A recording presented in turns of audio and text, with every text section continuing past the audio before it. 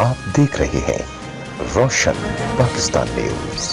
जी, इस वक्त पूरे पाकिस्तान की तरह सांगड़ के अंदर भी जो है सांगड़ के तमाम छोटे बड़े शहर जिनमें टंडो, आदम, जाम, नवाज अली, संजोरो, शाहपुर, टाकर समेत शहरी और दही इलाकों के अंदर ईद मनाने की जो है वो तैयारियां अरूज पर हैं, जबकि दीगर जो बाहर से जो आने वाली जो ट्रांसपोर्ट है उसको बंद कर दिया गया है। वो यहाँ से जाने वाली जो ट्रांसपोर्ट को बंद करने के साथ इंटरसिटी जो ट्रांसपोर्ट है उसको बंद कर दिया गया।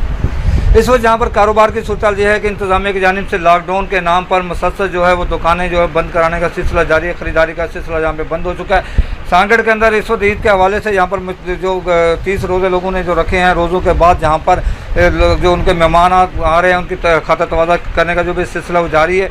इस वक्त हम एक स्टॉल पर मौजूद हैं, डीलर से बात करेंगे कि क्या इस जो लॉकडाउन है, लॉकडाउन के बाद उनका जो कारोबार है वो किस तरह से वो मफलूज हुआ, कितना उसका उसमें इजाफा हुआ या कमी। सर, इस वक्त कारोबार के हवाले से कारोबार सही बहुत कम हो गया है। कारोबार की स्पीड बहुत स्लो हो गई है। 1% काम रह गया है। माशाल्लाह 4 गुना काम होता था जो SOPs की वजह से या ये लॉकडाउन की वजह से काम आधा भी नहीं रह गया। बंदों में सक्कत नहीं रह गई है, ख़रीदारी की सक्कत नहीं रह गई है। इसकी वजह से डीलर हज़रात काफ़ी परेशान आने वाले दिनों में अगर ये सूरत हाल रही तो डीलर बहुत ज़्यादा परेशान हो जाएंगे। जो पैसे इन्वेस्टमेंट है वो तबाह हो जाएगी और ये अखराजात प्रॉपर अपनी जगह पे ही है और प्रॉफिट कोई भी नहीं है। जी, जैसा कि अभी आपने डीलर की यहाँ पे बात सुन, उनका ये कहना था कि रमज़ान और आम दिनों के अंदर जहाँ पर ईद के त्यौहार के मौका पर उनका 100% कारोबार होता था, बहुत ज़्यादा इन्वेस्टमेंट होती थी, लेकिन इस वक्त लॉकडाउन के बाद उनका जो कारोबार है वो 1% पे रह गया। अगर ये सूरत रही तो यहाँ पर लोग जो ईद तो मनाएंगे लेकिन कारोबार ज़िंदगी मफलूज हो जाएगा, जिसके बिना पर आने वाले दिनों के अंदर सांगड़ समेत पूरे सिंध के अंदर जो लोग जो हैं माशी तौर पर जो है वो कमज़ोर होंगे, जिसके बाद एहतजाज का सिलसिला जो है मज़ीद होता जाएगा। जी।